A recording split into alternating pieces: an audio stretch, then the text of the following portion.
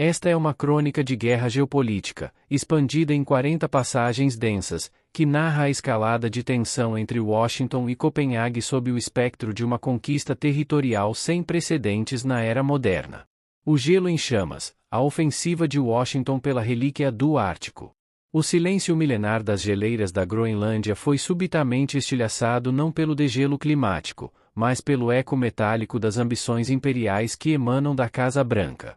Donald Trump, o arquiteto de uma nova ordem global baseada na força e na transação bruta, fixou seu olhar predador sobre a maior ilha do mundo, transformando uma massa de gelo estratégica no epicentro de uma possível terceira guerra mundial.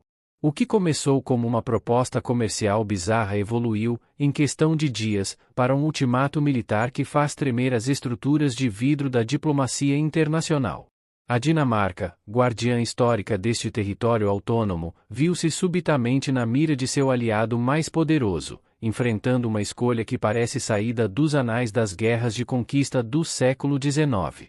A proposta de compra, lançada por Trump com a sutileza de um bombardeio de saturação, não é apenas um negócio imobiliário em escala planetária, é a afirmação de que, sob o seu comando, o mapa do mundo é um tabuleiro de war onde os títulos de propriedade são escritos com sangue e petróleo.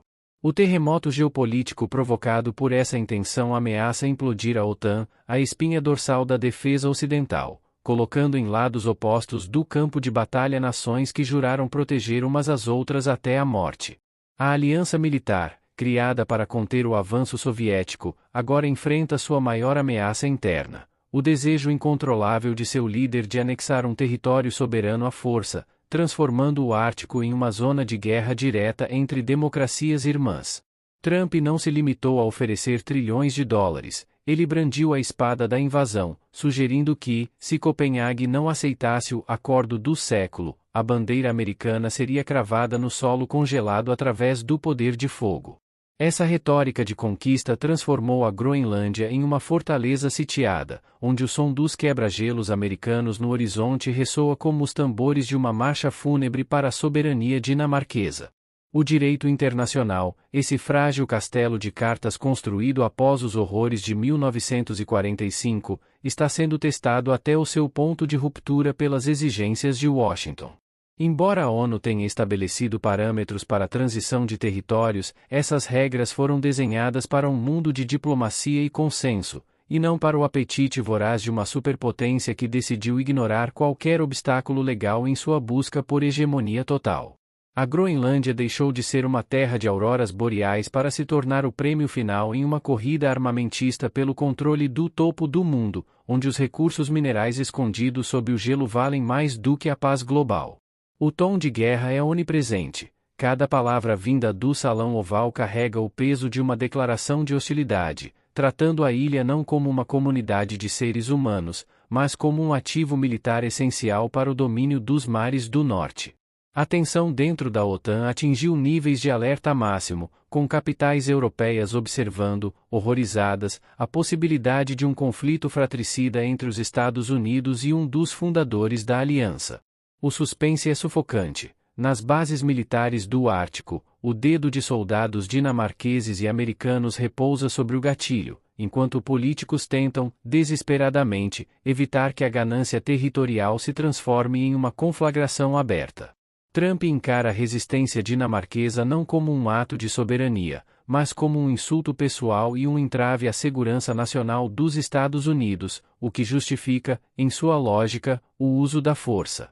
A ilha, situada entre a América do Norte e a Europa, é a chave para o controle dos novos canais de navegação que surgem com o degelo, e Washington não está disposta a deixar essa chave nas mãos de uma nação pequena e teimosa. O espectro da invasão paira sobre os fiordes da Groenlândia como uma nuvem de tempestade que se recusa a dissipar, alimentada pela certeza de que o poderio militar americano pode subjugar qualquer defesa local em horas. Ameaçar um aliado da OTAN com uma invasão é cruzar um rubicão diplomático de onde não há retorno, sinalizando que a era das alianças baseadas em valores deu lugar à era da ocupação baseada em interesses. Copenhague, outrora uma voz de estabilidade e paz, agora se vê obrigada a mobilizar sua diplomacia e possivelmente suas forças de defesa para proteger um território que é parte intrínseca de sua identidade nacional. O drama de um país pequeno sendo acuado por um gigante é o roteiro de uma tragédia clássica, onde a justiça é sacrificada no altar da conveniência estratégica e da força bruta. A proposta de compra, embora permitida sob certas condições raras pelo direito internacional, torna-se uma aberração quando acompanhada por ameaças de coerção militar e isolamento econômico. O mundo assiste a uma transação que se assemelha mais a uma extorsão de gangue do que a um tratado entre nações civilizadas, elevando a tensão global a níveis que lembram os piores dias da crise dos mísseis em Cuba. A Groenlândia, com sua imensidão branca e solitária, tornou-se o tabuleiro onde o destino do sistema internacional será decidido, ou a lei prevalece, ou a vontade do mais forte redesenha as fronteiras do planeta. O tom de guerra nas declarações de Trump sugere que ele vê a ilha como o seu Sudetos, um território que deve ser absorvido para satisfazer a necessidade expansionista de uma potência em transformação. O suspense militar aumenta com o relato de movimentações de frotas americanas no Atlântico Norte, realizando exercícios que parecem simulações de desembarque em praias congeladas, enviando uma mensagem clara de intimidação. A Dinamarca, embora tecnicamente protegida pelo artigo 5º da OTAN, encontra-se no paradoxo cruel de pedir proteção contra o próprio país que deveria ser seu maior protetor. A possibilidade de um país adquirir o território de outro por meio de uma venda forçada evoca memórias sombrias de eras imperiais que se acreditava terem sido enterradas com o fim das grandes guerras coloniais. O negócio, proposto por Trump é, na verdade, um cerco psicológico destinado a quebrar a vontade dos governantes dinamarqueses e forçá-los a ceder a joia da coroa de seu reino. Dentro dos quartéis da OTAN, o clima é de velório. Oficiais de alta patente discutem em sussurros como reagir caso os tanques americanos avancem sobre o território de um aliado, uma situação que destruiria a credibilidade de qualquer defesa coletiva ocidental. A Groenlândia é o ponto de ruptura de uma ordem mundial que sobreviveu por 80 anos, mas que agora parece estar sangrando sob o ataque de seu próprio criador. Trump insiste que a aquisição é uma necessidade vital contra as investidas da Rússia e da China no Ártico, usando o medo do inimigo externo para justificar a agressão contra o amigo interno. Essa tática de guerra híbrida, onde a economia e a ameaça de invasão se fundem em um único golpe, deixa a comunidade internacional paralisada e incapaz de oferecer uma resposta coerente. A população da Groenlândia assiste a esse jogo de titãs com uma mistura de pavor e indignação, sentindo-se como uma mercadoria sendo leiloada em uma praça pública onde o martelo do leiloeiro é um míssil de cruzeiro. A autonomia que conquistaram com tanto esforço corre o risco de ser esmagada sob o peso da administração americana, que busca converter a ilha em uma base militar gigante e um campo de mineração sem fim. O suspense sobre o próximo passo de Washington mantém os mercados financeiros em polvorosa, pois uma crise entre os Estados Unidos e a Dinamarca afetaria não apenas a segurança, mas toda a estabilidade comercial do bloco europeu. A guerra de palavras está prestes a se tornar uma guerra de atrito, com sanções e bloqueios sendo considerados como ferramentas para forçar a capitulação de Copenhague. Donald Trump, em sua visão de mundo polarizada, não aceita o não de uma nação que ele considera dependente e irrelevante perante o poderio americano, o que intensifica o risco de um erro de cálculo militar fatal. O drama atinge seu clímax quando o presidente cancela visitas oficiais e isola diplomaticamente a Dinamarca, tratando-a como um adversário hostil em vez de um parceiro histórico. O Ártico, que por décadas foi uma zona de baixa tensão e cooperação científica, tornou-se agora um campo de batalha simbólico e potencial, onde o gelo pode ser tingido de vermelho a qualquer momento. A ameaça de invasão da Groenlândia não é um blefe para quem conhece a determinação de Trump em realizar seus objetivos, e cada dia que passa sem um acordo aproxima o mundo de um confronto direto. A história das compras de territórios, como a Louisiana ou o Alasca, é citada por Washington como precedente, mas ignora-se o fato de que essas transações ocorreram em um contexto onde a autodeterminação dos povos não era um pilar do direito. Hoje, a tentativa de comprar milhões de quilômetros quadrados sem o consentimento dos habitantes é vista como um crime de agressão política que pode incendiar o continente. O suspense na ONU é palpável, com diplomatas tentando desesperadamente redigir resoluções que reafirmem a integridade territorial dinamarquesa sem provocar a fúria ruidosa do gigante americano. O tom de guerra infiltrou-se nos discursos, e a linguagem da cooperação foi substituída pela gramática do ultimato, criando um clima de pré-conflito que não se via desde os tempos mais sombrios do século passado. A Groenlândia, isolada e vasta, prepara-se para o pior, com suas pequenas forças de defesa em estado de prontidão e sua liderança política buscando apoio em Bruxelas e Berlim contra o avanço de Washington. A ironia de que a ameaça venha da Terra dos Livres não passa despercebida por aqueles que agora temem pela própria liberdade e integridade de seu solo. A estratégia de Trump de pressão máxima foi transplantada do Irã e da Coreia do Norte para o coração da Escandinávia, provando que ninguém, nem mesmo o aliado mais leal, está a salvo das ambições territoriais do império. O drama de uma democracia sob ataque de outra é o sinal definitivo de que as velhas regras foram rasgadas e que vivemos em um tempo de anarquia geopolítica onde apenas a força bruta dita as leis. A OTAN, paralisada e dividida, vê sua estrutura ruir à medida que membros europeus começam a questionar se devem se armar contra os Estados Unidos para defender a Dinamarca de uma agressão injustificada.